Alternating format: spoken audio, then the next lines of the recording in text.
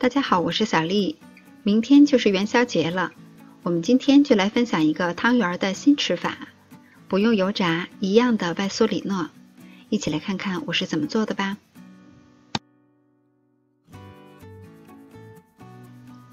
准备适量的汤圆，不需要提前解冻。我们先把汤圆摆到蒸屉上，要分散一点，不要粘到一起。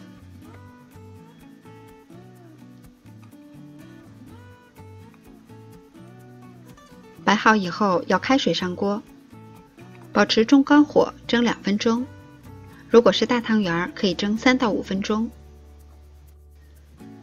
时间差不多了以后，我们来看一下，蒸到汤圆已经变颜色，我们用筷子轻轻的一压，汤圆是软的就可以了。然后出锅，微微的放凉。平底锅预热，放入少许的植物油就可以。然后依次的把汤圆放入锅中，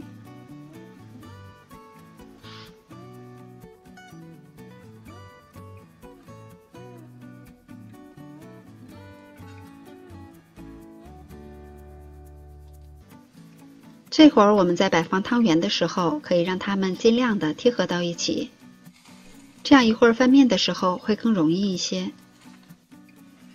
然后可以用铲子把汤圆轻轻的压一压，煎大约1到2分钟。然后我们可以翻一个看一下，底部金黄，然后就可以翻面了。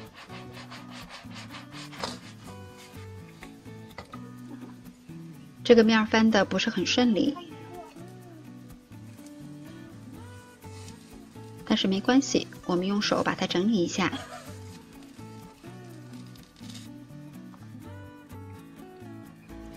翻过来以后，再煎大约1到2分钟，煎到2面都定型金黄，就可以装盘上桌了。我们平时吃汤圆用的最多的方法就是水煮，其实也非常想吃油炸的，但是如果方法掌握的不好，就非常容易爆掉。今天学会这个方法就不一样了，不仅汤圆的表面非常的清爽，一点都不油腻，而且表皮又酥又脆，越嚼越香。